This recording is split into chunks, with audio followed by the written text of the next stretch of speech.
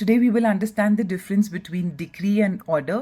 दोनों ही CPC में defined है, दोनों ही फॉर्मल एक्सप्रेशन है, बट डिक्री और ऑर्डर में डिफरेंस क्या है आज की वीडियो में हम जानेंगे. ये pre mains interview and even for your law exams, law semester exams के लिए भी ये जो टॉपिक है ये इंपॉर्टेंट है. So before we go into that, please subscribe to my YouTube channel, that is EJ Law Academy. You can also download our app for detailed courses from the Play Store, that is EJ Law Academy. And in case you have any query, you can reach out to me by messaging me on the app. So yes, decree is defined under section 2 subsection 2, which says कि decree क्या है, एक formal expression है. formal expression का मतलब होता है एक format है, एक particular format दिया है, उस format में ही decree pronounce होती है. formal expression किस चीज का है? जहां पे कोर्ट ने कंक्लूसिवली का मतलब होता है फाइनली एडजुडिकेट किया है. एडजुडिकेट मतलब जहां पे कोर्ट ने अपना जुडिशियल माइंड अप्लाई करके कोर्ट ने जो है डिसीजन दिया है, एडजुडिकेट किया है. किस चीज को एडजुडिकेट किया है? Substantive rights of the parties. So जो पार्टीज के राइट्स हैं उसके ऊपर कोर्ट ने जो कंक्लूसिव डिटर्मिनेशन की है, उसका एक फॉर्मल एक्सप्रेशन जो है वो है decree. So now every decree is appealable. Every decree is appealable. Whereas section 2 subsection 14 defines the term order as also a formal expression. Order भी एक formal expression ही है, वो भी एक formal formatted expression में ही pronounce किया जाता है.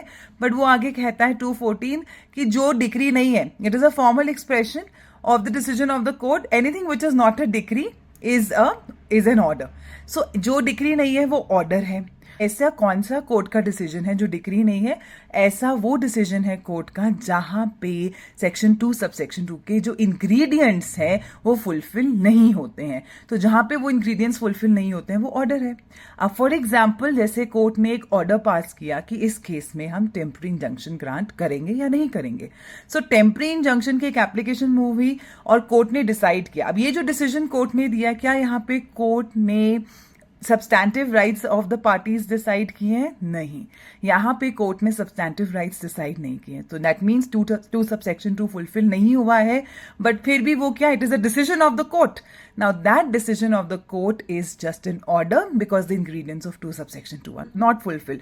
Similarly appointing of a receiver, similarly appointing of a commission, similarly arrest and attachment before the passing of the judgment. तो ये सारी applications in between the proceedings court decide करके अपने decisions देता है, और इन डिसीजंस को हम ऑर्डर कहते हैं क्योंकि इसमें आपके डिक्री, दैट इज 2 सबसेक्शन 2 के जो इसेंशियल्स हैं वो फुलफिल नहीं होते हैं. Every order is not appealable. Only orders which are covered under section 104 read with order 43 are appealable orders. So the last thing that you can remember is that decree is just like the final report card of the class. And the order is जो आपको diary में जो remarks आते रहते हैं या जो आपके नोट्स टीचर्स भेजती हैं, जो रिमार्क्स जो आपको डायरी में मिल रहे हैं वो है आपके orders. So for more detailed concepts of law, please do not forget to download my app from the Play Store, that is EJ Law Academy. I'll see you in the next video. God bless. Take care.